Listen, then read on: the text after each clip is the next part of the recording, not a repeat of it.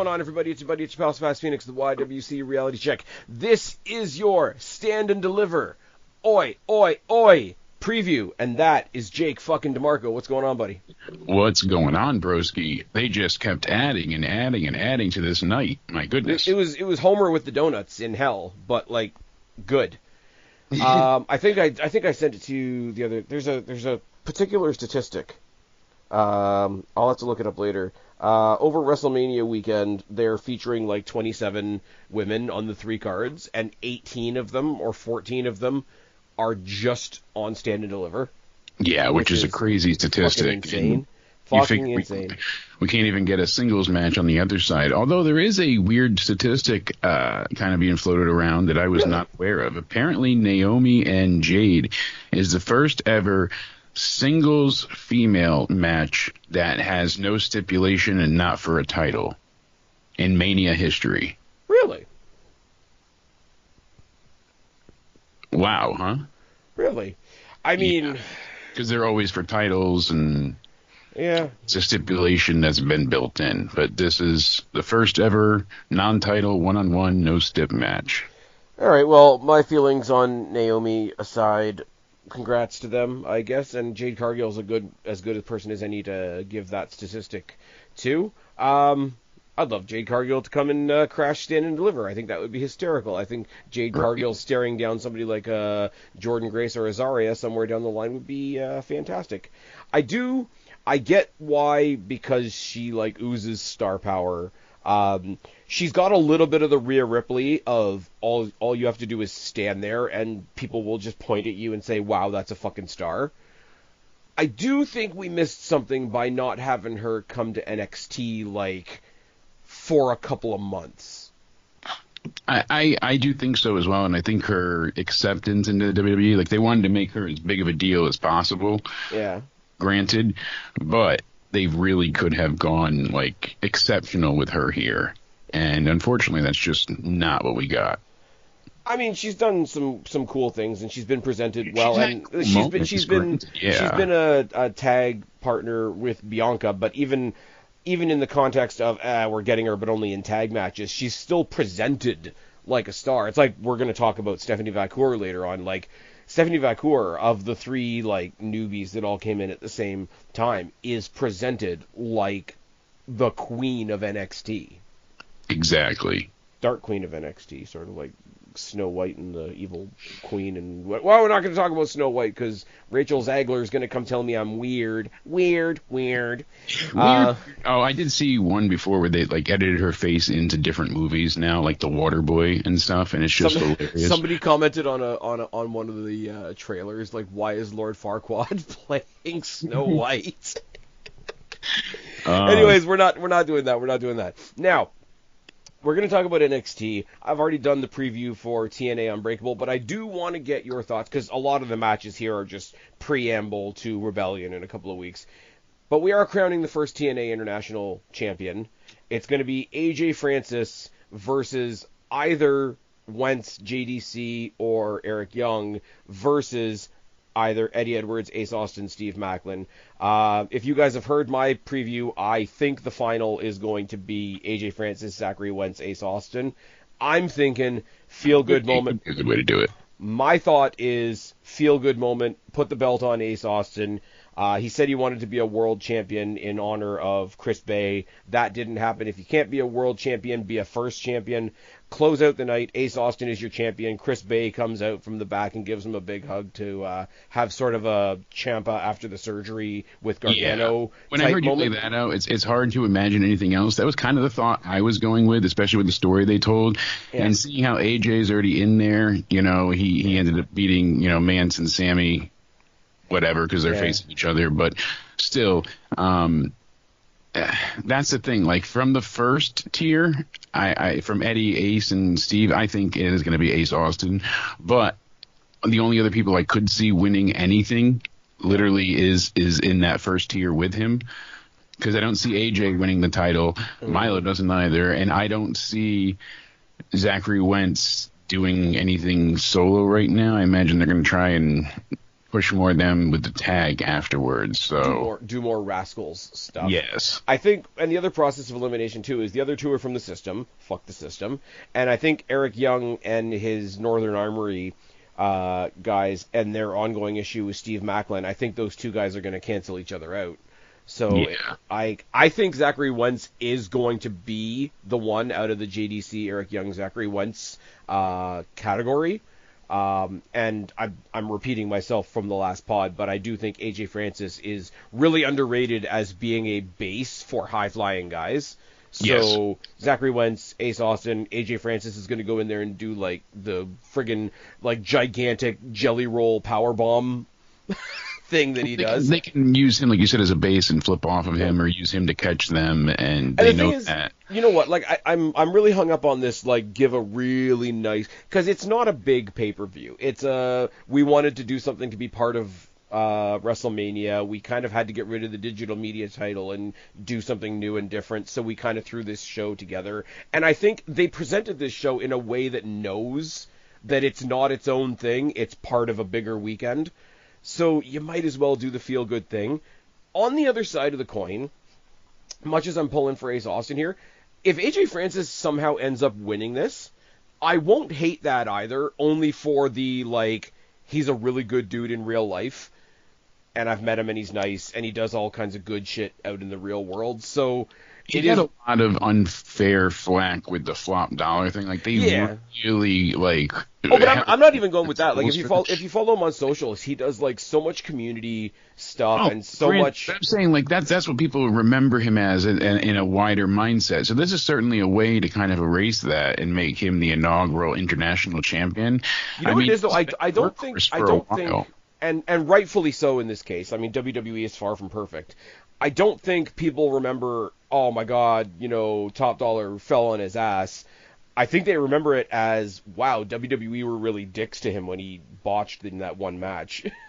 Which is the way it should be. What it is. Right? They were major dicks, and you know, they really, like I said, they held him over the coals when they shouldn't have. But they held him over the Michael Coles, actually. Yes. Ooh, so true.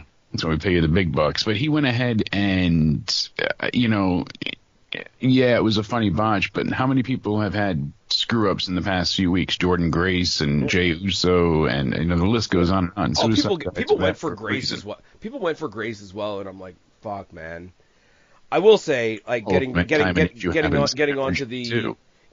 the NXT topics of the evening, seeing all the TNA footage that was cobbled in together with her first couple of WWE debuts for the video package they did for her was awesome. Seeing her talk about her transformation and all that sort of stuff was really, really cool, and something you can only do when you have a working relationship like NXT TNA. But yeah, no, I just wanted to throw it out there really quickly because, like, they're not pretending it's the biggest deal in the world, but this pay-per-view is basically built around crowning that international champion and kind of doing it in a way that pays homage to, I think when Santino initially came out and announced it, he brought up the old unbreakable triple threat that people still talk about today, Styles, Daniels, Joe, and in that honor, like in that honor, it's like a triple threat turn. I like the triple threat tournament idea. Triple H has done a couple of them as well, but it's just a little more unpredictable. You've got an entire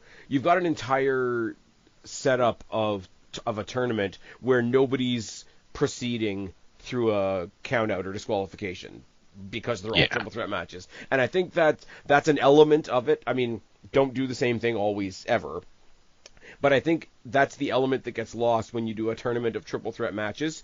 Like, you can't have a bullshit ending because triple threats are no DQ by default. So you're not going to slip on a banana peel all the way up to the final tier.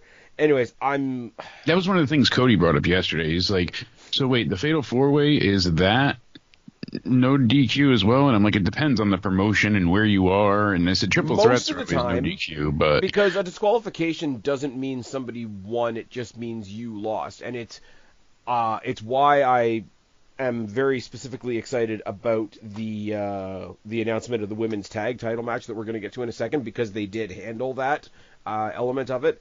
But I just wanted to touch on, because it is a little bit of history. It is very, very cool to see TNA totally embracing the, hey, we're happy to be part of WrestleMania weekend. It's not just, we happen to be in Vegas at the same time. No, like, we're happy to be part of WrestleMania weekend. That part of it's really cool. They're introducing a new title. I don't see them going with anybody other than Ace Austin, but that's a lot also due to my bias and my want for, like, the first pay-per-view chunk of WrestleMania weekend to have a really happy ending. Yeah, that's a really big feel-good moment. And for the rest of it, it's kind of a throw-together show. There's nothing really of substance, and I mean that in the best way possible. Yeah. This is highlighting Santana and the Hardys versus Mustafa Ali and the Nemeths is literally previewing 2 matches that we're getting in 2 weeks. Exactly. Joe Hendry and Masha Slamovich defending or having a tag match against their respective challengers for Rebellion as well. Mance Warner. I said it in my pod, man. It's nothing. I don't have anything against Mance Warner, but I also don't care. Yeah, he hasn't made us care at all. When they brought him in with the 23 gimmick, I was like, oh, yeah. But I want to see Sami Callihan do some fucked up shit. Actually, I did want to see because in such a way because it wasn't. It was kind of tone deaf. You know, Mance was not the proper payoff to that. No. And it fell flat. So people already were like, oh, Jesus. And then he hasn't really done anything to light the world on fire. Well, they did. Okay, I want to be fair to AEW because AEW are doing their propaganda show tonight. But TNA did a little bit of what we accuse AEW of doing. It's like, oh, it's him. Don't you know who he is? Dumbass, get on Google. Not quite as out there as AEW. But it kind of just like, oh my God, it's him. It's like, okay, it's the dude that came out with Steph DeLander. That's who you are now. Yeah. But the other thing I was going to say really quickly now that I've thought of it and I've gone down the card again, there's no NXT participation in this card unless Ethan Page tries to get in an early shot at Joe Hendry in that mixed tag match, which I think could happen. I was going to say that to you as well, because if you notice with Stand and Deliver, there's really his match there. He could potentially be a double champion. Could be, you never know. But even besides that, Stand and Deliver doesn't really feature NXT stars either. TNA stars either. I was going to say, if Stand and Deliver didn't feature NXT stars, we'd be in trouble. Too much podcasting, right? Oh my God. Hey, everybody go check out Jake. He's doing responses and reviews to goddamn near everything. He's working his butt off. Go show him some love right now. I'm not even waiting till the end of the pod. Go subscribe. Jake Countdown Ended on YouTube, on Rumble, on Twitch, on all the things. Go bug him on Twitter. Go bug him on Twitter too. Now that he's not having his match with Elon Musk anymore. Switching quick. Twitter jail. Yeah, there's no. Don't burn his car though. It's not a. Not after the Cybertruck. It's not a Tesla. No.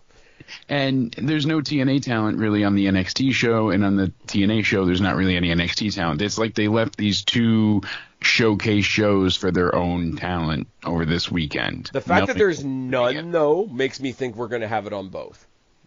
I think we'll get in some way, form, or fashion. Crossover. Yeah, someone will show up or some surprise. At least WWE, because WWE are the ones that are still trying to get over the, hey, they don't work with anybody thing.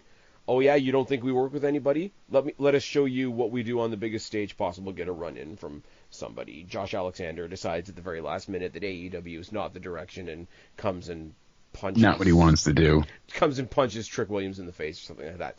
But but no, really, maybe Joe Hendry gets attacked, like we said, and that can cost them the match, possibly. It may not even lead to the outcome. It could just be something afterwards. But I could see Paige trying to get a one-up. Somebody, oh my God. Okay, I'm going to skip to this match because I just think it would be funny and it's going to make my joke work. The D'Angelo family is taking on Dark State, which is a 3-on-4, if you're only doing the guys, match. What if it's the D'Angelo family and Joe Hendry in a street fight with Dark State? Might as well start with that one. D'Angelo family, pretty clear that something's going to happen between Tony D and Stax. Luke Crucifino has his own role on Evolve now, which was a really cool move of theirs to do. Yeah, it gives him something to do and be busy with. Absolutely. I think it's going to be a fun match. It's going to be a pile of people match, and there's a lot of pile of people. I like the way they set it up too, having them brawl in the most dangerous place there is, being in that NXT parking lot. Did you see on NXT?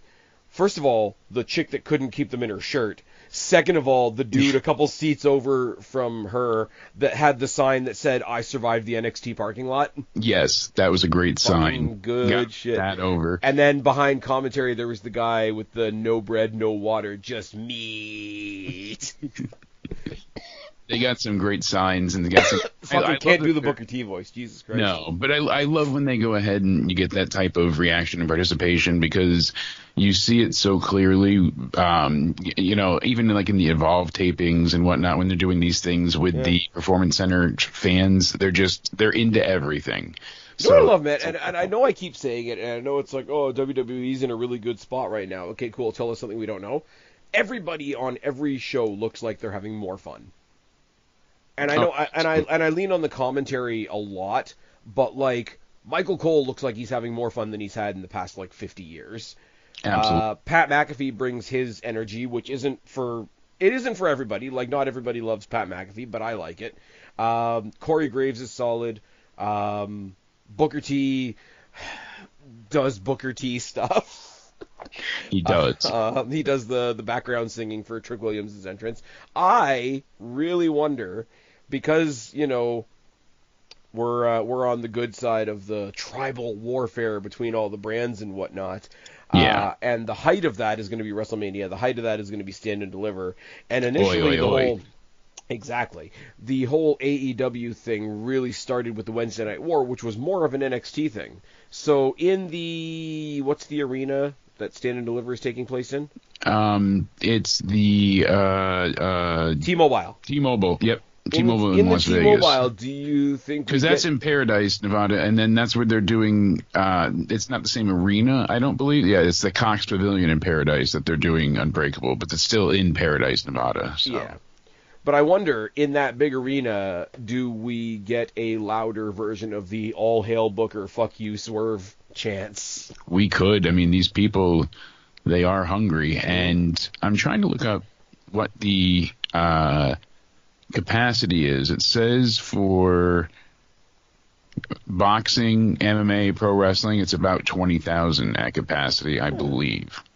So okay, we'll keep talking. I'll try to figure out what they actually have right now. What they have, what they're set up for, I don't know. Like I said, because it's such a large arena, and it's a bit bigger than it's the basically than the theater like right that near AEW the Vegas is in Strip too. So keep talking. No, I'm looking through, but. The T-Mobile Arena is massive, so I don't know if they're shutting certain parts off. Seeing them, I guess Friday we're going to have the reveal of the stage from WWE for WrestleMania. That'll be great. I've seen a few, snips so far of like production working, and they've got amazing. A current. Sorry, I'm looking at WrestleTix. Shout out to WrestleTix, who I use for a reference on a lot of things. Really good follow if you're a numbers guy like me with my spreadsheet. It's fine. The current setup is almost 7,400. And right now they've got 6,700. So they got a ways to go. I will say, I'll use this. You might as well double down on this because we go after other people with falling numbers and whatever and smaller venues and blah, blah, blah, blah, blah. And the response is, well, NXT isn't doing, spectacular takeover numbers either. And to which I say, yeah, and I wish they were. And what sucks is that it's also starting so early. Yeah. The pre-show is starting at 9 a.m. Yeah. For people there. The NXT talent has to be there by 5 a.m. And then on top of it all, it's after all the events of the night before, SmackDown and the Hall of Fame. And so part of it is that it's super expensive as well. And people usually are used to paying less for NXT. Yeah, that was kind of like a religious, work of things. This is, the under. It shouldn't be as much as the main roster kind of an idea, which is, you're still getting entertainment regardless. But I see the mindset. And apparently the tickets for this, as I've seen online, are astronomically expensive to go, and you have to be there ass early in the morning. So I'm not making excuses. It's just it's No. not ideal for anyone, No, certainly. but we've talked about it, though. Like, even the shows that are happening at more regular times and whatnot, they are getting smaller turnouts than they used to in the black and gold days. They are going to smaller venues out of necessity, and I would love to see that swing in the other direction. But I'm also not going to pretend it's not happening. Yeah. Like, that's my biggest thing. It's like, I look at that, and I'm like, okay, that's a whole lot more than they cram into the PC. That's not really a win for me because I don't want them to be in the PC anymore. But No. I would love to hear those all hail Booker, fuck you Swerve chants. Just because. Especially with that big of an audience. And I mean, I think the show that's running tonight, the like fuck you Bischoff anti WCW propaganda show against a company that doesn't exist anymore, is in a theater that holds 3,000 at max. Yeah, So, we hit a huge milestone tonight as we hit spring breakthrough, and congratulations. as we go to one of our smallest venues yet. They're the longest running primetime wrestling show ever on TNT. TBS, yeah. And it's like, okay, well, they outlasted WCW. Okay, so what does that say about TNA? TNA laps you by miles then. Yeah. I'm going to stand up for TNA, man. Fuck. Because, like, even when they were shit, TNA didn't die. And let's be real, it's same as same as WWE fans will tell you. WWE been shit for a fair bit. And they didn't die. No. And, they had the big money machine behind it. TNA didn't necessarily have a gigantic money machine behind it, but it didn't die. No, it didn't. And speaking of not dying, I want to send a quick shout out to Destiny Wrestling up here in my neck of the woods. They've been on hiatus for a little bit because the fellow that runs it was going through some personal stuff and took some time away, and everything kind of went on pause for a little bit. They're starting to throw teasers out there. So if you're in the greater Toronto area, follow at Destiny Wrestle on Twitter or follow Destiny Wrestling on Facebook. It's really worth a look. Right now, Dijak is our champion. You can't go wrong, and I think he's going to face Bishop Dyer whenever they have a show again, a.k.a. Baron Corbin. So we're going to get Dijak versus Baron Corbin. It's going to be fucking awesome. It's probably going to be in the Don Koloff. I'm definitely going to be in the front row. You can see me. You can tell me I'm an obnoxious asshole. It's fine. Anyways, getting back to the D'Angelo family, and I love the way they set this up. I like the brawl in the parking lot and how they didn't just have them straight up fight. They even went through a makeshift wall that you could tell was set up just for them to tear themselves through. So what you're saying is NXT built a wall, and it was fantastic. And in the end, they tore it down. And unlike AEW, they didn't need a forklift and Samoa Joe to do so. They just plowed. You see right people freaking out through. we were promised a parking lot brawl and now they're fighting in the hallway. Go outside. Yeah, they fought everywhere backstage. They fought through the parking lot, and then they get to the back. I like the way they had, the cops are showing up. No, it's my guys. He's just getting them out of there. I laughed last night on the review, too. For anybody out there that's watching Daredevil Reborn, what the hell is it called? Daredevil something. What the fuck is it called? Anyways. Daredevil, the new Daredevil. Born Again? Born Again, there we go. Gotcha. Words. Daredevil Born Again, which is really awesome. The finale was last night. I watched it after NXT. I picture Tony D'Angelo showing up with a really, really funny version of the Punisher cops. Yeah. Because that would be really, really funny, but all we saw was special effects lights and the clear story that Stax is going to turn on Tony D. I thought they were going to do it that Stax had brought in Dark State to, supersede Tony D. But I thought so as well. It kind of seemed like that's what they were setting up to. I thought that potentially, the parking lot brawl on NXT was like a sting, like a setup, but that wasn't the case. Here's where I want to be level-headed, because I like the way that Dark State is being presented. I don't have any opinion on any specific person in Dark State because they haven't individualized them yet. And I know they've only been there. I know they've only been there a couple of weeks, and it's probably not fair for me to say. But I only have an opinion based on how they're presented as a group right now. Yeah, and Saquon they have to using work on the that. fire extinguisher was funny. Him going around and spraying everybody, but we don't really know Yeah.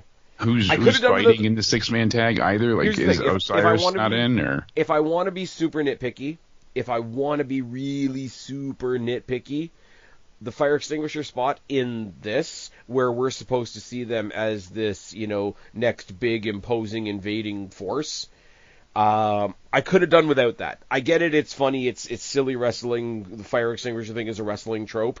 Could have done without it in this case, but that's just me nitpicking. And I'm also comparing it to, and I think I've mentioned this before, I just finished the My Rise on WWE 2K25. oh, did you know? There you go. And there's a whole story there where a group called Mutiny from NXT takes over WWE. So I'm doing this takeover thing there. The Culling are kind of taking over NXT. The Dark State is kind of taking over NXT. They've got a lot of cool ideas. I really like what they're doing with Shawn Spears right now as well. But I think they're maybe one or two are overlapping a little too much, and I think a little bit of the tone is getting missed. Yeah, because with Shawn Spears, it's odd that he's not in the 6, part of that whole challenge that they had, and out of all 6 men being involved, he wasn't one vying for the title for a rematch. Yeah. Well, I think they were getting a little bit of shit for turning it into a Tony Fumble Rumble. I think that's why they threw Wesley and Eddie Thorpe in there. I didn't need Eddie Thorpe's promo about, like, let's make it about race a couple weeks ago, because, I mean, come on.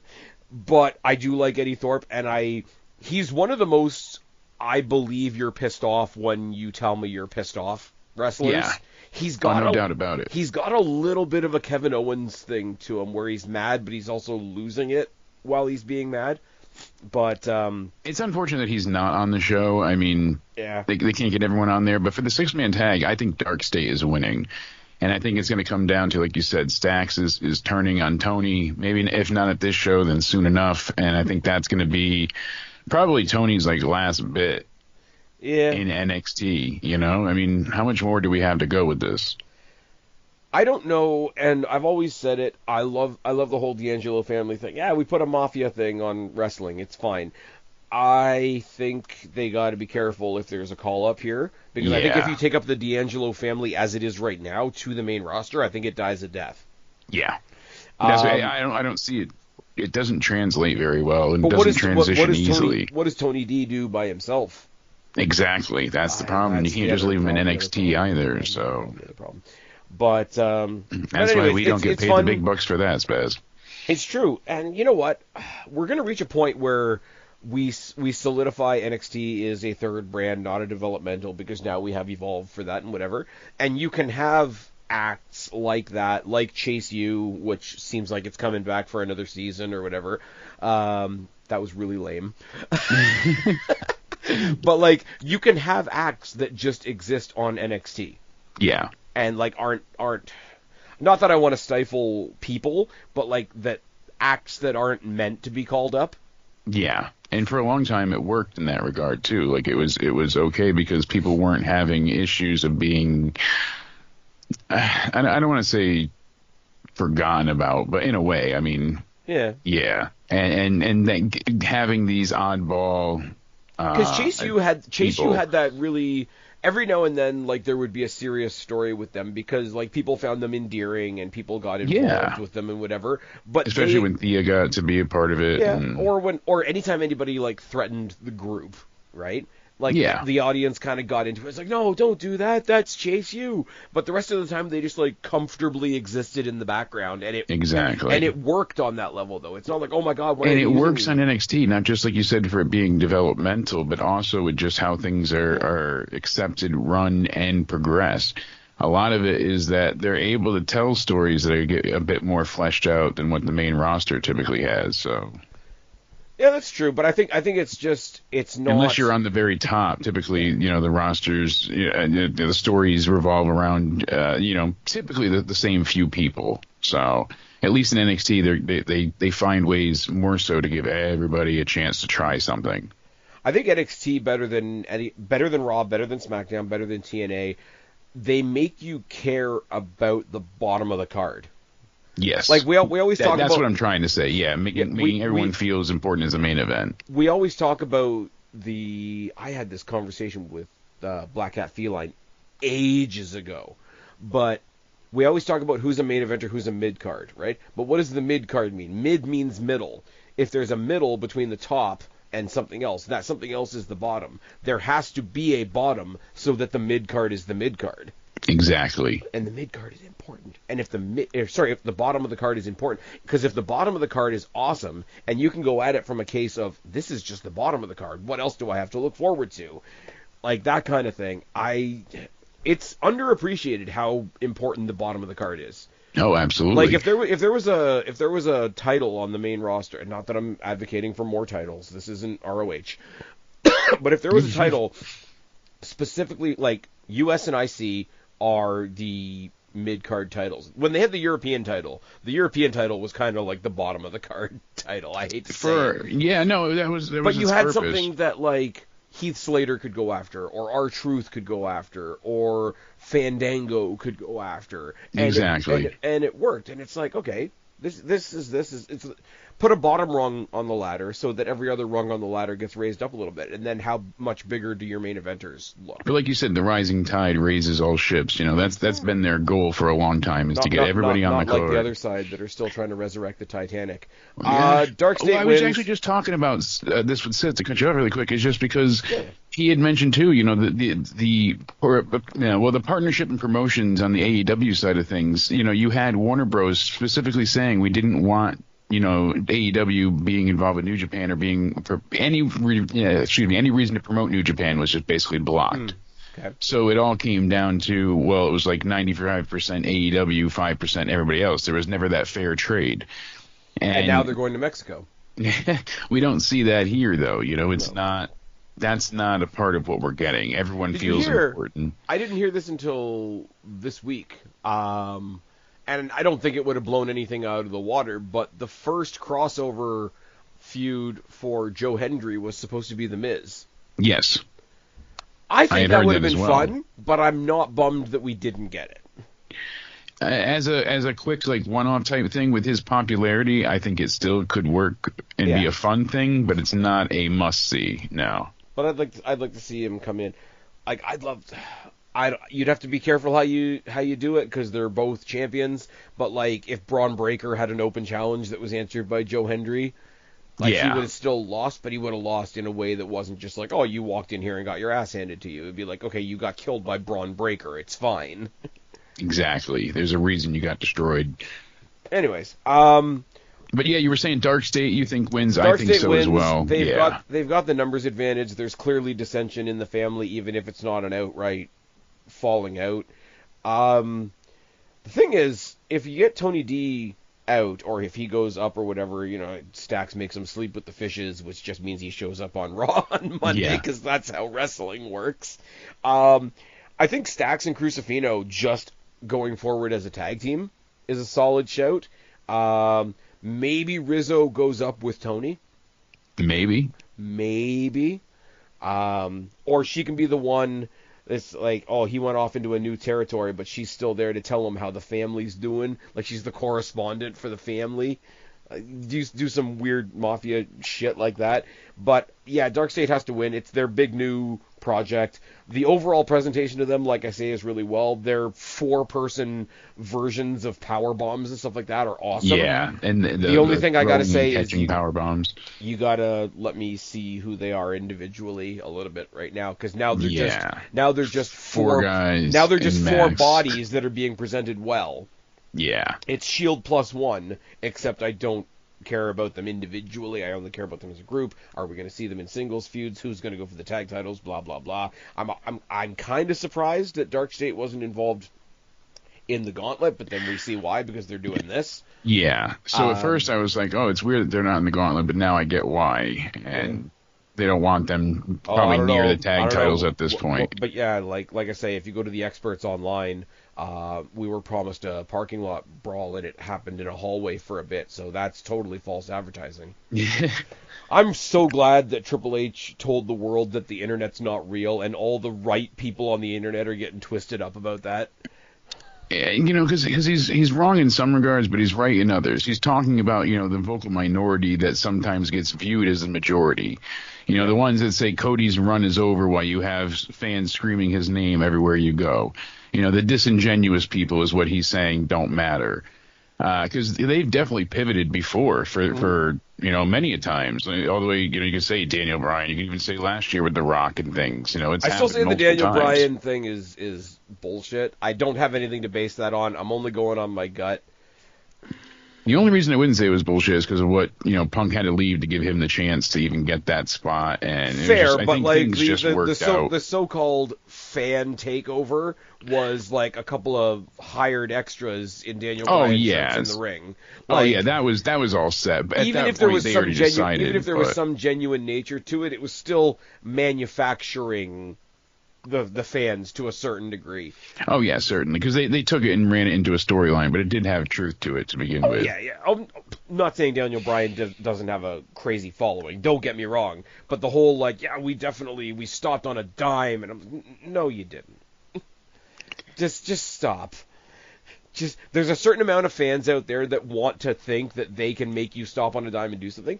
I don't want to make WWE stop on a dime and do something. I want WWE to do something, and I'll give my opinion on it after the fact. I don't want to be able to go into their writing meeting and tell them what to do. I wouldn't do that for more than a day. I'm just saying. I don't chuckle at the people that immediately say that. My point is more like when they listen to a majority of the fans, when you hear people say, because they were really strong-headed about Bryan not being in the main event, it was supposed to be maybe a him and Sheamus thing again or something along those lines. And the 19-second thing that literally skyrocketed his career, so shut the fuck up.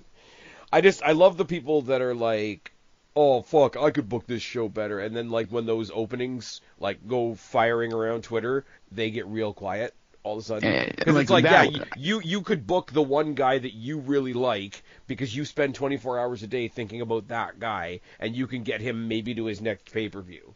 You're not booking next year's Saudi Rumble on the back of this WrestleMania. Come on, we're not doing the 4D chess they are doing. It might not always go in a way that we like. I mean, I have to put up with Naomi. It is what it is. But you know what? I also get CM Punk in the main event.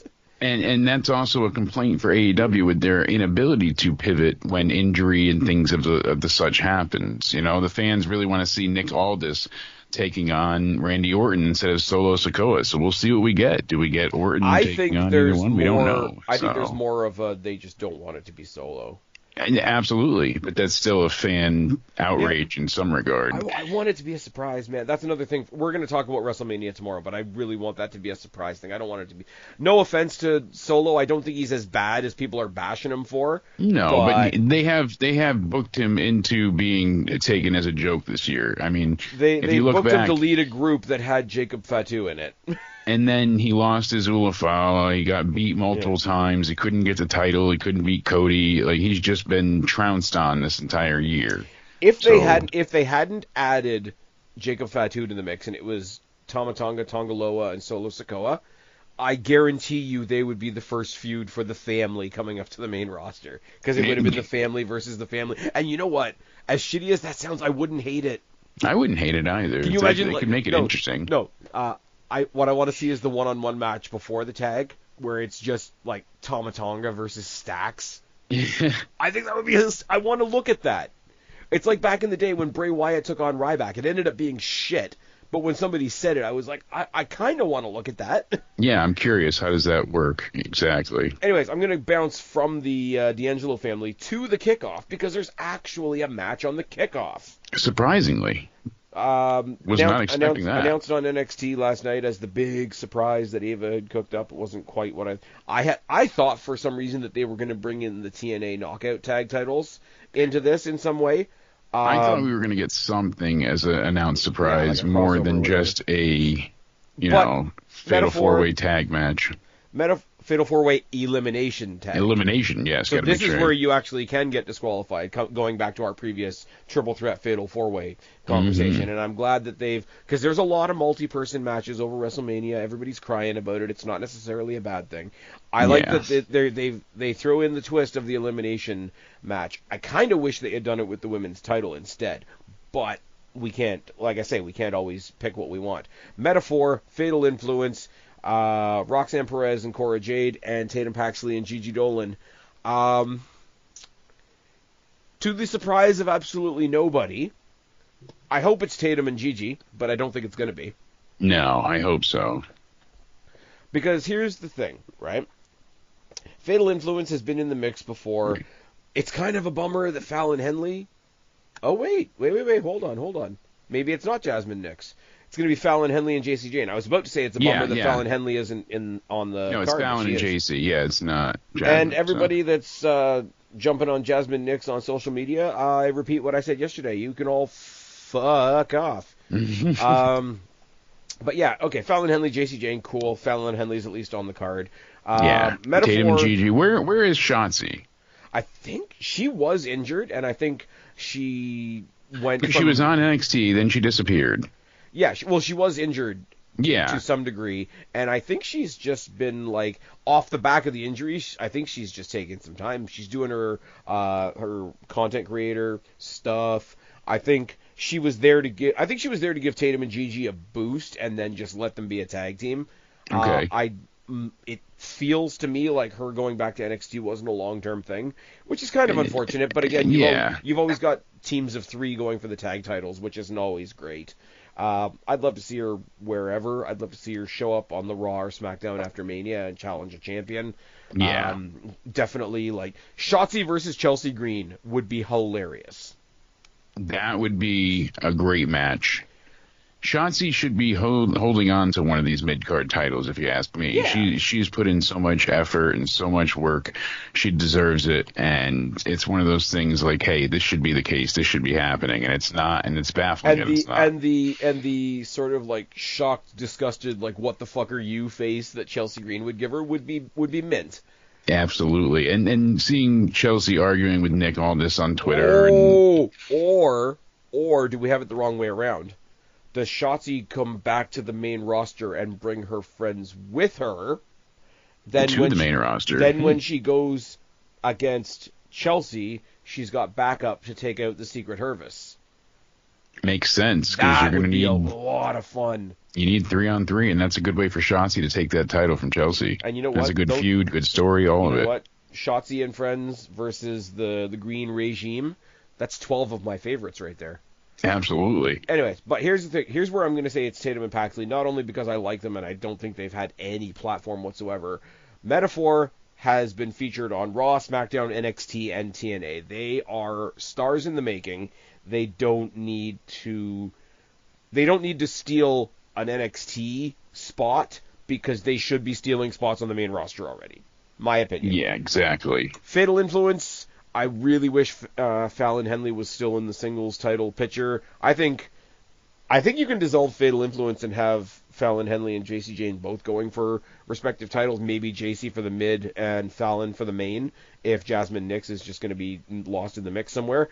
And Roxanne Perez and Cora Jade were brought back together to Fall Out again, and I think they're both headed to the main roster as well. So Tatum and Gigi, because this match will happen on NXT in Las Vegas next Tuesday, and basically they're going to face either Liv Morgan and Raquel Rodriguez, or they're going to face Lyra Valkyria and Bayley, depending on how that goes. We'll talk about that tomorrow night. Yeah, but I think it's going to be Roxanne and Cora, just because that would be an interesting way to get them their send-off on Tuesday. There's their last match in NXT, and if they win the titles, that's a great way to call them up.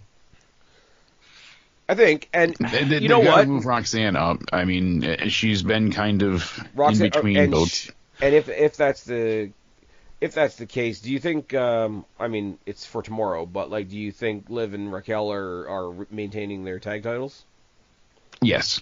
Okay, because I was gonna say, if it's Bayley and Lyra, that would be a way to bring Roxanne and Bayley back together, because that never really ended. But I don't know what you do with Cora Jade and I. Yeah, because it's kind of a mess. It is a little bit, but I think they can work through it, because Bayley and Lyra, I think, are going to have their rubber match, because Bayley beat her the first time in the tournament, then Lyra beat her to retain her title, so they're 1-1 there. And you saw the frustration on Bayley when she didn't beat her. She gave her a hug afterwards, but couldn't shake her hand. So that's what's making me think that they're not going to get it at Mania. There's going to be some can they coexistness going on. Yeah, I don't know. It depends, because the women's tag title match is happening on Sunday. I don't know when the IC championship match is happening, and I don't know if the IC match breaks up Judgment Day. Then how strong is the Liv Morgan Raquel bond? Like, if the group falls apart, does it fall apart completely or only halfway? Like, I love that we can talk about WrestleMania in a sense of, like, this match over here might have a domino effect on this match over here. Certainly. So there's always that kind of thing. Like, if Judgment Day split, does Liv Morgan stay with... Just stay with her, and because you don't know, because Judgment Day is in such a precarious position too. Like you said, it is a mess. They have managed to coexist and stay around and be relevant for a long time now, but Judgment Day's stock has certainly been dropping, and with the upcoming IC title and the victory that happens there, I think we can go ahead and see some dissension in the ranks. And is Finn with Liv? We don't know. Is Finn the one getting pinned by Dom? Could be. See, in a different way, like if Liv wasn't a tag champion and if it was Liv going for the IC title, it would be a really cool story to have her walk out of WrestleMania as the IC champion if neither of the guys can pick up the IC title. Exactly. I don't know. There's a lot to play with now. This is where you get like rolling and interlocking stories, but sometimes that's a bad thing, because that could be a bad thing. But if Liv and Raquel lose their tag titles Tuesday, and let's say Dom and Finn didn't get it, you could always have Liv be like, "Hey, I'm going to go beat Lyra, take her IC title because you guys couldn't do it," and that could be, there's so many. It leaves something for the night after. Yeah, and that's what I liked about NXT as well. They really full steam ahead delivered on Stand and Deliver, oi, oi, oi. They pushed as fast and far as they could, also while looking to the future as well. Like, they have WWE really just feels like WrestleMania is the only focus. It doesn't feel like the Raw or Smack, like there's anything after. It's just It doesn't Mania. feel like there's anything after. I'm not a fan of a couple of things being bumped to the SmackDown like they would have been bumped to the kickoff in days gone by. Yeah, I don't know why they're not having matches on the kickoff. And the kickoff should just be WrestleMania. Get rid of the kickoff. Well, kickoffs are great for while people are filing in. Mm-hmm. You have a 3-hour kickoff show. You can't have two matches on during then. If they're still trying to convince people to buy Peacock or buy the network, throw a match or two on YouTube or something. It's not going to kill anybody. And if anything, the people in those matches are going to be seen by more people.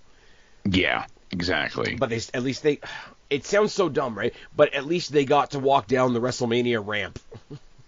No doubt about it. At least they got to experience that pop. Well, that was the thing. I watched most of the WrestleMania 9 documentary early on Peacock. Yeah. And I didn't even know it was out, and then Solid Monster went ahead and had a review of it, and I'm like, well, I'm not going to watch the review if I don't watch the documentary first. So I had it on in the background. And so you're watching somebody talk about other people talking about WrestleMania. Exactly. What a jump of events there. But Papa Shango was there, and he's like, hey, you know what? I got to finally feel like I made it. My match, it might have been on the pre-show, the kickoff, the dark match, whatever you want to call it. But everybody in the audience that I wanted to see my match was there. They enjoyed it. They got to experience with me what I wanted to deliver, and I felt like I made it. And that's what you were part of the getting. You were part of the day. Yes, right? Exactly. He's like, I got to come out with all the spectacle and grandiose and the world's biggest toga party, all of it. We had elephants and vultures and I forget that it was a toga. Jim Ross in a toga. But yeah, Tatum and Tatum and Gigi going for that. We should move it swiftly along because we've got about 7 different directions we can go on any given night. But I know we've both got some stuff to take care of afterwards, so I'm going to try and keep the train on the tracks a little bit more.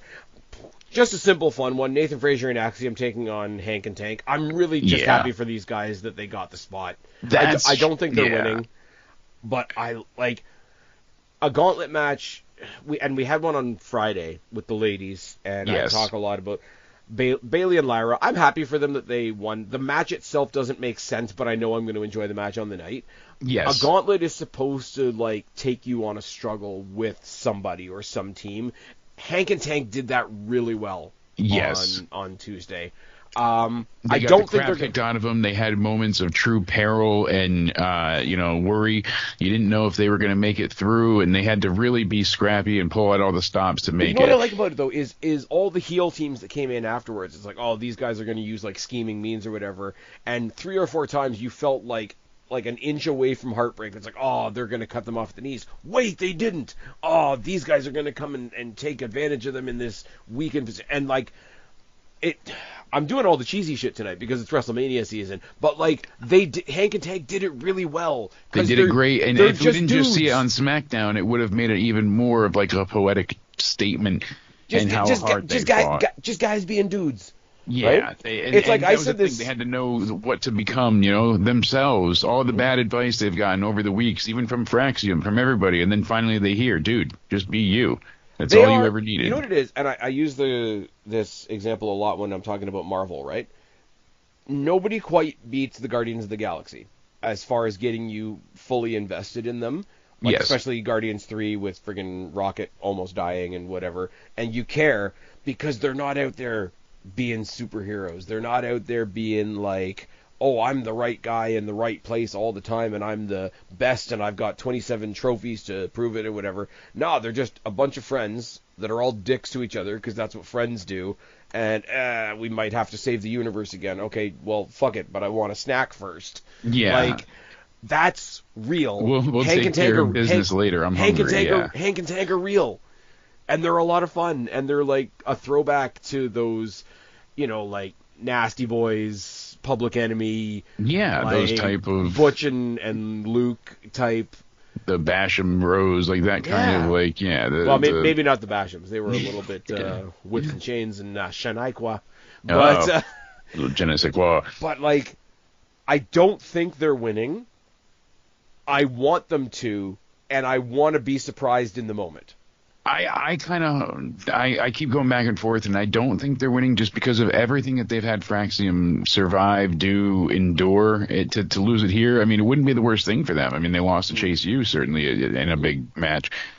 And I don't want to base. I know we say it a lot. I don't want to base every response on, oh, I think this person's going to win because this person's getting called up. But like, Frazier and Axiom were the best tag team of 2024. Fuck the Bucks. Oh, absolutely. They need to be on the main roster. They need to be mixing it up with Motor City Machine Guns and DIY. Both of them showed why they should be there. We saw against Gunther and then against Phoenix. So that was a great debut for him. Didn't you hear? Ray Phoenix is bad now. It's fine. And how long until Mark Henry is difficult to work with? It's. What about Layla Hirsch? No, it just keeps going one after one. She's wrestling for a company that dares to sort of kind of maybe sometimes work with WWE. She might as well be the devil. Right? She's going to kick ass at Bloodsport, too. I'm going to have to catch up on Bloodsport at some point over the weekend. Yeah. Let's just say fuck WWE for putting... I think so. Fuck WWE for putting WrestleMania on Easter weekend. Yeah, I really wish they had better thought this out, because it is such a difficult thing with reviews and trying to get people together and people wanting to see everything and just I don't know. As always, at least once a pod, I want to send a shout out to our friends over at the Wrestling for Life Network. Tune into those guys tomorrow night, because they're doing a simultaneous, we're going to react to 4 shows at once. Yeah, they're doing it all with Impact, Unbreakable, Bloodsport, AEW's propaganda show, and something else. So they are all about it. Those guys are. You and I are just reviewing the TNA show. That's Yeah. it. So once you're done watching KJ and Nick and Anthony come on over to Jake's channel, we're going to be reviewing Unbreakable as well, and hopefully celebrating the new title reign of Ace Austin. But, it is what it is. I think it's going to happen, definitely. I mean, it's going to be a fun night, granted. And like I said, the main title is on the line. You got Hendry in a mixed team match, and having intergender wrestling is fun. Him and Masha is a good team. Joe Hendry and Masha Slamovich is going to be a really fun tag team. Yeah. I really like Masha Slamovich a lot. I do as well. Like, I'm glad they got rid of the accent. She slid into that top spot right after Jordan Grace left. Like, she earned it, though. No, certainly. she did. But that's she what I'm slid saying. in so well. Yeah, that's what I'm saying. She slid in well because she earned it, right? Absolutely. Speaking of which, no, I'm not going to do that just yet. Actually, I'm going to go for one that I think is going to be relatively quick. Ricky Saints retains against Ethan Page unless there's a lot of fuckery. I think he's going to retain, and we still have to build towards Page's match against Joe Hendry. So maybe Joe Hendry comes in and fucks him over.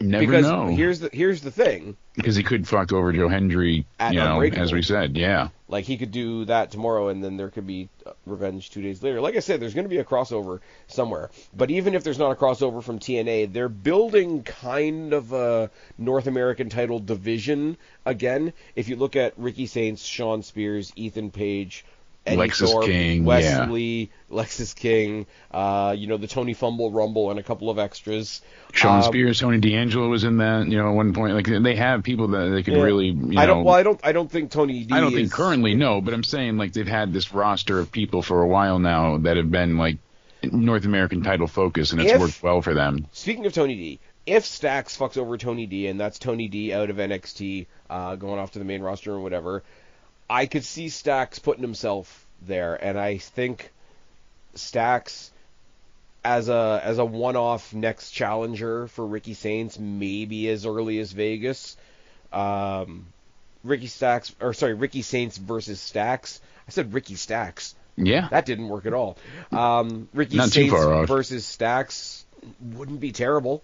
No, I wouldn't hate that either. He's a great tag guy. Stax, actually, is a really, really underrated hot tag guy. Yes, he is. That is a great point. But at the same time, I would love to see what he could do, maybe pursuing something in a singles ranks, but then what does the consigliere do? All conversations probably to be had after Stand and Deliver. Oi, oi, oi. Ricky Saints is retaining. Well, that's what I like about Stand and Deliver right now, too, because it feels like, the coming of the end for a lot of the storylines and people and, phases that we've been in, and now we're building up to new talent like Saints, like others, and it's their time now. So now we're seeing kind of a transition phase, too, and that's one of the things I've always enjoyed about Stand and Deliver. Last year at this time, we saw Julia make her debut at Stand and Deliver. Now she's going for the title again. Yeah. Getting a rematch. Like, there's certain things to be said and things to be had, and it just works on a certain level. Well, before we get to the NXT Women's Championship, we should get to the title that the NXT Women's Champion forfeited to pick her opponents and blah, blah, blah, blah, blah. Oh, you know what? I'm sorry. I'm going to cut you off. I'm pulling a you. I actually forgot to mention one thing, and it was kind of one of my main points, too. Sure. We've seen a lot of dissension between Nathan Frazier and Axiom. They still work together as a team, and they work well. But they've had their can they coexist moments time and time again. We thought they were going to be done for half a year ago. Basically, when they lost with Chase they end up making other teams split up. Exactly, and they ended up being, this latter half of the year even better than the first. I mean, they had better matches. Their second run, I guess, of the year, you could say. I think it's kind of cool though that they've put off this thing of like they're almost better when they're not on the same page because they try to outdo each other, and that ends up with them beating their opponents. Exactly, and to have Frazier not be willing to shake Hank and Take's hand, and then Axiom steps in to kind of like apologize and say, hey, here you go, guys, don't worry. I know it's been a bad bout of it. I'll take care of it. But that also could be just a little bit of like, hey, we're a team, but it doesn't mean we've got the same brain. If he's feeling a little bit more sportsmanship and I'm not, then that's fine. Like, there's no breakup guarantee here. Look at DIY, even when they're baby faces. Ciampa's like really, really, really intense, and Gargano's had too much sugar. It's fine. Exactly. But I do want to flip over to what I think is probably going to be one of the best matches of the night, which is the ladder match for the vacant NXT Women's North American Championship. Zarya, Kalani Jordan, Sol Ruka, Izzy Dame, Lola Vice, and the returning Thea Hale that turns this entire matchup on its head for me. Yeah, me as well. Up until she returned, and it was so funny too because there was a tweet on Twitter getting traction of, oh my God, I can't believe we're not getting the return of Thea Hale because of the way that they went ahead and announced things, and everyone was just very upset on Twitter, being like, oh damn, we didn't get who we wanted. And then she made this return, and everybody went nuts. And because it just was so unexpected, and it was not. But she's graduated what people thought now. That was going to happen. She's graduated from Chase U. And I like Duke putting up a nice tweet afterwards on his Twitter. So he went ahead and put up a ghost image between Thea and Andre Chase. So that was absolutely hilarious. But yeah, I mean. But she's using. I went back and listened to it again after we talked last night.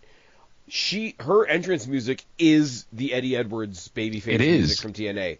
It absolutely which I think is awesome. It took me a minute, like you said, it took you a minute to clue into, and I'm like, I know what that is. And it suits her. I don't need the little voiceover thing at the beginning that's like, I'm a grown-ass woman. Like, get rid of that as quickly as you can. But I think it's awesome. I think because she's a great wrestler and she's like energetic as hell, obviously. But like they kind of made her out to be like the kid of the group. Yeah. And if they can pull away from that naturally in a proper like progressive story type way, that'll be really cool. It'll be cool to see her pull that off, be her own person. And in the midst of it all, she kind of like gave Andre Chase permission to be like, yeah, go find a new class with those other two guys that are like trying to get him to be Chase U again, which is fine. I think that'll be fun. Chase U, the new class, just do the new class, the new fucking class. Saved by the Bell thing. It'd be fine. But I love how they had the surprise with the because you knew you were getting Carmen, but you didn't know who she was facing. They bring her back in the best way possible because Thea's like, no, I'm not. I like that they didn't really tell you much of anything about the qualifiers. No. They would just say, up next, we've got another qualifying match. Yeah, so you didn't know what to expect. And Ashanti the Adonis is, back there in the cup chair. It's fine. Yeah. I wouldn't have been mad if, like, what gets lost in the shuffle here is Carmen Petrovic didn't make it into the match, which is kind of the Young Bucks are the ones expensing cup chairs, according to Kenny. But with this, Thea comes out with a huge ovation, great theme. Yeah. Like you said, having Eddie sung, and then she just gets a great victory. Short, sweet, straight to the point. I am going to say watch out for Izzy Dame in this match because, we talked about the culling. She's the only representative of the culling that's being presented on this card. Yeah. So keep an eye on that. Sean Spears and the other two are going to be out there and what have you. The odd woman out for me is Lola Vice. She's the only one I don't see winning at all. I could see Sol and Zarya winning. I have them less than likely winning, but it would be interesting. Kalani, I think whoever I'm thinking takes Thea Hale takes it. I think they might want that feel-good moment. Right along the same kind of line as Ace Austin we were talking about with the TNA show. Give Thea Hale that, because not only is she a returning star always gets a pop. The crowd loves her anyway. She's, like I say, I'm saying it in tight air quotes. She's graduated from Chase U, like start off the next chapter. Yeah, and she made sure to say that. She's like, I'm not going backwards. I graduated. I'm an alumni. I'll always love my time there, but I'm going forward. But like the way you can do it, right? Because the mid-card titles are supposed to be like the workhorse titles and whatever, and we praised them to the hilt the first time because Kalani Jordan was new and the title was new, and her and the title were helping each other. Well, you've got this new version of Thea Hale and a vacant title, so it's basically like a new person and a new title all over again. You can literally retell that story, especially with Kalani Jordan not necessarily going heel, but going bitchy. And this is the best time for Thea to win it because it is vacant. Because it's been vacated. She is such a ball of crack cocaine and just that fun, incessant energy. Who was the last one that won a vacant one? I think it was Indy Hartwell, wasn't it? Indy Hartwell won in a ladder match when it was vacant. I think so. I really do think Zarya and Sol Ruca are they're gonna grab the tag titles off of whoever win the tag titles next. Like, they're not gonna take them off of Raquel and Liv. No, but they're if gonna Roxanne and Cora win, I could see them coming back and defending it against these two in NXT. Then they win the titles. They also get called up, like that kind of thing. Friggin', eventually, not Zarya, but Sol Ruca had a Zaruka shirt on in the backstage segment, which I thought was kind of cool. Yeah. So they're not breaking up anytime soon. And not to push the merch. The Chelsea Green, when she had the hardcore match a couple of weeks ago, and she had like the mock-up Cactus Jack shirt. Love that. Apparently, you can buy those on WWE Shop now. Yeah, people request them enough. I think it was always a plan to sell it, but probably. But I think it's still kind of cool. And it's got to kind of be like it goes in reverse order, but it's kind of got to be a flattering thing for Mick Foley as well. So. Oh, absolutely. What have I forgotten? Oh yeah. Let's seeing as the ladies are killing it, and there's like 14 of them on this show. Let's talk about the last 4. Stephanie Vacour, Julia, Jordan Grace, and Jada Parker. This is how you do video packages. Oh, the video packages were crazy. I do have to say, the way we got to the ladder match and the way we got to this, a little messy. With Julia messy. Being there's some banged up or so. It was weird. So I don't know why, because really the match we thought we were going to get initially was champion versus champion at Stand and Deliver, yeah. Oh, indeed. And instead, that's not what we were given, and it's not a problem. There's been some criticism of how both of these matches have come together, and I'm not exactly against that criticism. I'm going to say the match is going to kick ass, and I don't really care about the criticism, but I do, where we can, let's take a second to say, look, I might not care about that criticism, but it is there. That being said, we had a lot of talks. I'm going to put Jada Parker on the side for a second. We basically had a talk when they first came in. Stephanie Vacour, Julia, and Zarya all came in kind of at the same time, and they resisted the urge to just say, here's all 3 new chicks and throw them all in one match. Well, they've done that, except they've replaced Zarya with Jordan Grace. And Jada Parker's eating the pin. I hate to be a dickhead, but she's eating the pin in this match. Yeah, exactly.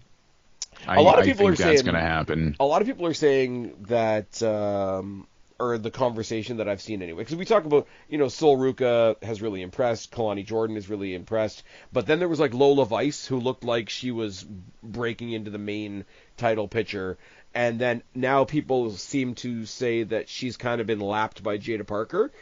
I kind of think that's true, but only because Lola Vice hasn't been on TV. Yeah, no kidding. So Jada Parker, I like her. I really like that they separated her from OTM, because I don't think that act was helping her. It was helping them for sure, but it wasn't helping her at all. No. And she's making a play for like, hey, I belong here too. But she does go into this match with a little bit of I'm here to eat the pin. Yeah, exactly. Because you've just picked up Stephanie Vacour, you've just picked up Julia, you've just picked up Jordan Grace. Jordan Grace is... People think it's a thing to beat WWE with it. Oh, like, see, they're not really working with TNA. They just sucked up Jordan Grace. And it's like, no, you featured her heavily while she was a TNA talent. And exactly, for years. When her contract was up, she decided to come over. Very different. Very different. You could say... were they, schmozzing her over and getting her to feel influenced to join? Sure. But they're not stealing talent. She could have re-signed with TNA as well. She just knows her worth, and when WWE's calling, you're not going to not answer. Yeah, I mean... Especially at the global stage they're at. It's like, I hate when people, like... And we say it with AEW as well. Again, want to be fair. When, oh my God, I can't believe I'm locked into this whatever contract. And it's, well, nobody had a gun to your head. No. And Jada Parker also had a great promo package last night, but Jordan Grace's was really like above all the rest. It stuck out a lot because, how can I say this? Her video package became a symbol of, hey, look what we can do now that we're working with TNA. We can throw in all this TNA footage, right? Because you didn't get any CMLL footage for Stephanie Vacour's package. You didn't get any... Where did Julia come from? Stardom? Yeah. You didn't get any Stardom footage in Julia's package. You got a lot more history package with Jordan Grace, because they can, because Exactly. of the TNA thing. Like her telling her story about like, you know, like body transformation and all that sort of thing and becoming the Juggernaut. Awesome story, don't get me wrong. But what gets shown as well is like, oh look, we're doing a video package for AJ Styles versus Logan Paul, and now we can use TNA footage. Yeah, Like and it it's becomes a great little that bit they of that as can well. use that footage because it over exemplifies the history and the story they're trying to put over. Exactly. Like with Jada, they really pushed her heavily with like, you know, the trials and tribulations of dealing with your father being the coach and always being, you know, harassed in the women's locker room, and Oh yeah. no, there was a lot of Her angles dad to wouldn't it. let her. Like the thing that I found interesting was like her dad wouldn't let her play football, but he let her play soccer. Yeah, I mean, sure, I guess. exactly. That was the Sure. I gotta say, right now, I think they leave it on Stephanie. I had thought so, but I the think way it's. they I took think it it's. away from Julia, Yeah. I don't know. I could see Stephanie just going ahead and retaining and being like, all right, and then we can get the one-on-ones out of the way later. I think they thought Julia was going to be the big name when they brought in Yes. all these ladies, and I think Stephanie Vacour kind of like not Eclipsed not- her a little bit. Yeah, eclipsed her, overshadowed her. I don't think vindictively by any stretch, but I just think the kind of presentation that Stephanie Vacour has with like the darkness and the symbolism and like goth chicks in wrestling is a thing. Like let's It's be more real for a NXT second. and less New Japan stardom Yeah. feeling. You know, Julia comes out and it's all feathery and light, and you know she's doing like The masks and Yeah. her entrance really, and there's the obvious comparisons to make, right? But her entrance with the big gold mask and everything makes me think of how Asuka used to come to the ring. yes, and they want you to have that type of And familiar Jordan feeling. Grace doesn't need an entrance. Jordan Grace is just going to kill you. But that's the thing, and but when they brought Zari up as well with these three women, they put Julia on the top. You know, they made her women's champion, not Stephanie. Stephanie was a champion as well, but she was their secondary champ. You could see of where they thought things were going to go, and the audience just they got into, you know, some of Stephanie's moves with her pounding her ass into people's face into the mat, and everything that we've gotten with the interaction with the crowd. You mean the skull fucking finale? Yes, absolutely. It's Skull gotten fucking a life finale's of its so own. good. It's great. It's a great move, and I think it's people really get heat funny. for stealing it. I love Stephanie Vacour. I really do. Ever since NXT introduced me to her. But I will say at the same time, the people that are now like, oh, Charlotte stole Stephanie's move, and it's like, go back and watch old NXT. Yeah, Just like, okay, first of all, do your homework. Second of all, touch grass. It won't hurt, I promise. it might. You don't know. Oh, God damn them. They're all a little thorny. Anyways, I think Stephanie keeps it. I think they Yeah. put all these options in there. I think Jada Parker, out of all of them, is going to have a hell of a night because it looks like see the She's going to be put over well, but she's getting pinned. And She's I gonna, always no, thought, but I think like her, as far as her individual performance, I think Yeah. she's like just watching her on Tuesday. The old grizzled coach. Who fucking wants it? Who fucking wants it? Jada wants it. yeah, She's not on the respectfully. She's not on the tier of the other three, but she wants it, and Yes. and I think she's gonna have a good night. and she's fighting for it, and she's going to have a real big star-making performance here. Absolutely. And Julia, I think they're going to want you to think she wins, but if Jordan doesn't win, I think Stephanie's retaining. And I know that's kind of like, oh, you cover all your bases, but I don't Well, no, see you're picking Grace two out of getting the it four. here either. Yeah, I think Stephanie retains. That's always been my immediate thought. It could, but they could also do it where Stephanie's not even pinned. So They're going to go back to the Stephanie Vacour Julia rematch, and the Yeah. whole thing is going to be like, what the fuck is your problem? Of course, I would have given you a rematch. Yeah, I And think it's a those- way and for those- Julia to those turn sim- heel. I those think that's sim- their those plan. simple responses are typically the best because it puts the heel back on their heels, pun intended, Mm-hmm. when it's like, oh well, I had to attack you because I wasn't getting my title rematch, and it's like you could have asked, Yes, you and could then have the had heel it. and then the heel looks like a dick. Ironically, in this case. Funny yeah, enough. But yeah, like of all the oh my god, look at the big names in this match. Anything could happen. Like a simple title retention is probably like not the most exciting answer, but it is a solidification of what they've already done with Stephanie Vacour. Yeah, absolutely. And then we get to the actually, I don't know which one's going to main event. I originally thought the women would main event. I thought so too. But I figure out of the men's title and the women's title, I don't know, man. I'd love the ladies to main event, honestly. Obafemi, Trick Williams, and Javon Evans. The tone of it kind of changed as soon as it was solidified that Dark State had a match elsewhere on the card.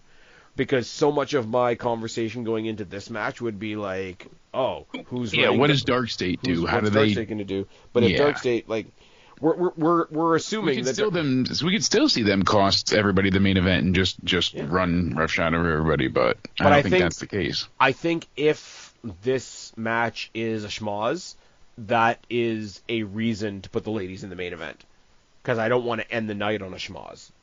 Yeah, no doubt. I mean? But I mean, we're all going on the assumption that the D'Angelo family loses. If we're wrong and the D'Angelo family wins and runs off Dark State for the night, and this triple threat just exists as Obafemi, the dominant champion, Trick Williams, the former champion who's starting to get a little bit bitter, Javon Evans, the young kid that's not being taken seriously by anybody, and just let those three stories play out, I'm going with Javon.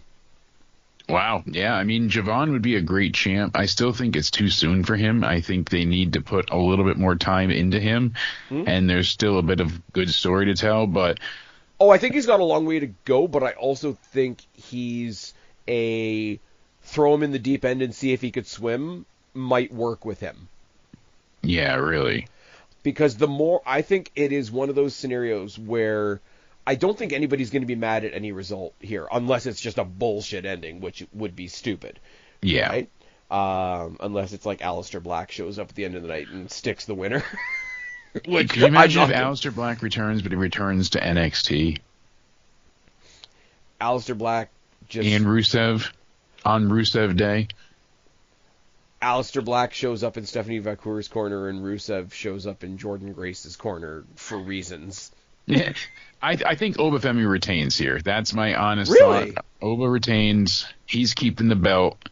Trick is getting called up, and Javon and Oba can probably run it back again. See, everybody thinks Trick's getting called up. Like, the conversation, I know conversation it's hard online. Not to feel that way, though. The conversation online is so much. Is it going to be Oba? Is it going to be Trick? Is it going to be Oba? Is it going to be Trick? And the more I see of that, the more I'm convinced that they're going to swerve us and give us Javon. Yeah. I have a weird feeling that Oba gets called up before Trick. It could be. I don't know why I think that way. If you put a spotlight in my face right now, I couldn't give you a reason, but I'm getting a feeling. That's not a bad feeling to have, especially because Obafemi is such a beast. He's gotten over in such a quick time as a main eventer because he was the North American champion for so long and having all of these bangers, and then he just quickly advanced, became champ. And I mean, like, he loses the belt to Javon and goes right up. It could be, but I know we're not in the era of Vince anymore, but like if there's ever anybody that passes the airport test, yeah, it's Obafemi. And the other thing too is the rumor of what's his name, the big fucker from New Japan, Jeff Cobb. Jeff Cobb, yeah. Yeah. Maybe Oba wins and Jeff Cobb shows up at the end of the night and like smokes him, and then like in a month or so he takes the title off of Oba, and that sends Oba on his way or whatever. Could be. Like maybe I just don't see Trick winning here, and I don't see them giving it to Javon yet. This is the match where I really see the champion retaining, just like the Ricky one. The Nathan Frazier and Axiom one, I'm not hard sold on them retaining yet. Like I think they will, but I'm not 100%. I can see Hanging Tank in that field. Here's the thing, right? Say this is the main event, right? Yeah. Say we're right and Ricky Saints retains. Say I'm right and Stephanie Vacour retains. Very, very cool, very positive people, very fan-friendly, happy results and all that sort of thing. But it all just means nothing's changed, same old, we're rolling forward. If Stephanie retains, if Ricky retains, if Fraxium retains, Javon Evans is winning. Because it means they're saving... It seems that way. Because if I see those results start to stack up, then it means we're saving all the surprise for the end. Yeah, definitely. Unless, like I say, it's a brand new person shows up after the match. Remember how they used to do that all the time? Like, the hallmark of, like, the early takeovers was, like, the champion would win, the champion would celebrate, and then X brand new person shows up on the ramp, and then you know what the next challenger is in 2 months or whatever. Yeah. Samoa Joe was a great example of that. They've had quite a few times where you have, so-and-so show up randomly and then just decimate, so... Yeah. I don't know. It's going to be a lot of fun. Obafemi's retaining. It's going to be a great show. I think Obafemi's retaining. I don't see Jordan Grace winning yet. I think Stephanie can retain. Same with Ricky. I think it's going to be one of those shows where pretty much across the board you probably see everybody retain except because they're crowning a new women's North American champ regardless. I think your new champions, if we have new champions, your new champions are Thea Hale, Hank and Tank, Javon Evans. Yeah, I can see Hank and Tank, and I can see Thea Hale. That's the 3 surprises that I'm putting all my chips on. Oh, get it? You're all in. Because we're in Vegas, and you put it all on red. Oh, I'll put it all on silver because it's NXT. I bet it all on black and That's gold. Racist. Oh, damn it! And it is Stand and Deliver.